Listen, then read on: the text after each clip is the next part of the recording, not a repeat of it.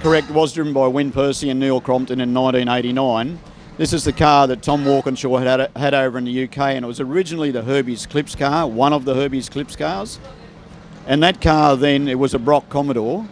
So when Tom Walkinshaw was commissioned by HSV to take over the HSV side of Holden, he developed the Walkinshaw body kit and the fuel-injected VL Commodore, and this was the car they put in the wind tunnel in the UK.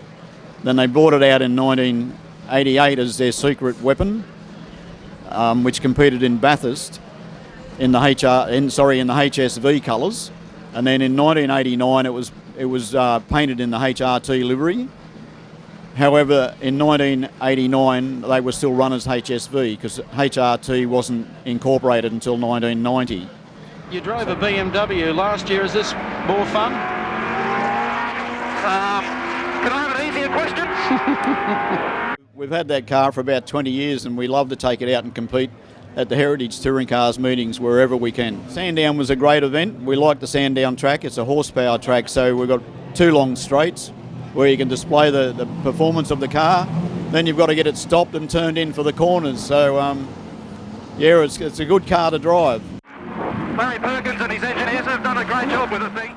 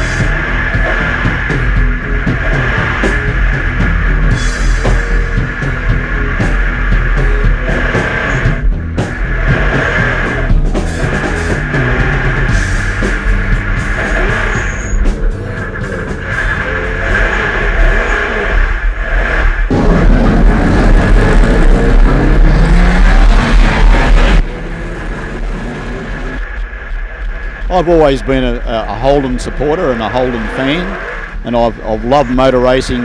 My earliest memories of my passion for cars when I was 7 years old.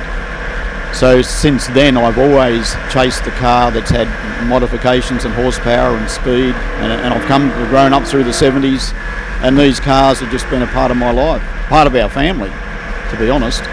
It's not the only car I've got. I've got a 1986 VL Brock Commodore sitting in my shed. It's only got 30,000 kilometres on it. We don't drive it. It's too good to drive.